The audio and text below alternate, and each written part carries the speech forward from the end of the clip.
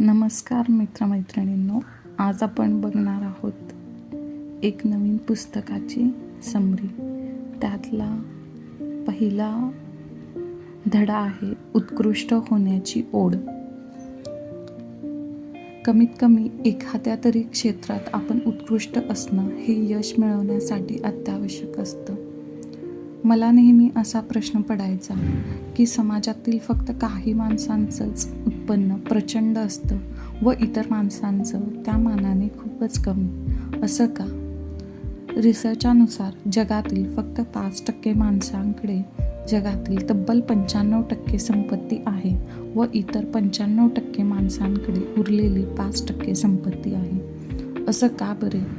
या प्रश्नाचं उत्तर मिळवताना केलेल्या अभ्यासामध्ये मला आढळून आलं की मार्केटमध्ये नेहमी उत्कृष्ट परफॉर्मन्सला उत्कृष्ट मोबदला मिळतो. म्हणजेच 5% माणसं इतर 95% माणसांपेक्षा प्रचंड पैसे कमावतात, कारण त्यापैकी बहुतांश लोकांना त्यांच्या क्षेत्रात उत्कृष्ट मानलं जातं. मार्केटमध्ये आपलं उत्पन्न हे 3 बाबींवर अवलंबून असतं.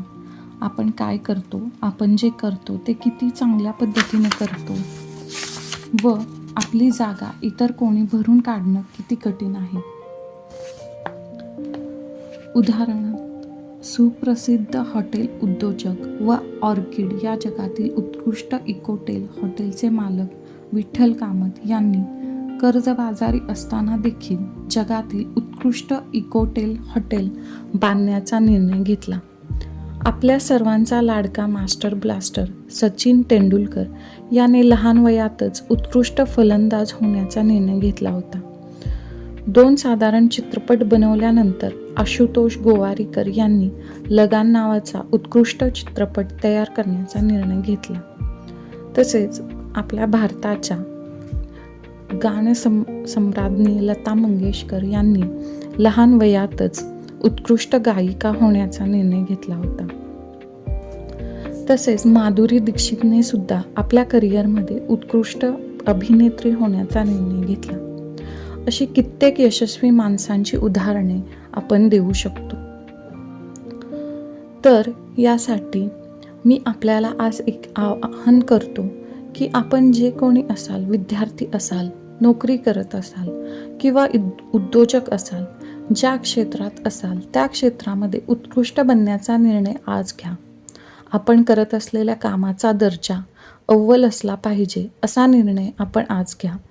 आपण केलेल्या कामासाठी जे अभिप्राय इतरांकडून मिळतील ते वाव, उत्कृष्ट, अप्रतिम, अतिउत्तम, अविश्वसनीय, आउटस्टँडिंग, माइंड ब्लोईंग, फंटॅस्टिक असेच असतील असा एक ठाम निर्णय आज आपण घ्या. या क्षणी आपण स्वतःला ठासून सांगा, I am going to be the best in my field. आपण आता जो ठाम निर्णय घेतला आहे तो फक्त मनातच ठेवू नका, आपल्या डायरीत लिहून काढा. लक्षात ठेवा, लिहिल्याने आपण त्या निर्णयाबाबत अधिक ठाम व गंभीर होतो. म्हणून आत्ताच लिहा. आत्ता आपण एक खूप महत्त्वाचा निर्णय घेतला आहे आणि भविष्यात या निर्णयामुळेच आपण आपल्या क्षेत्रामध्ये एक वेगळं स्थान निर्माण होणार आहे.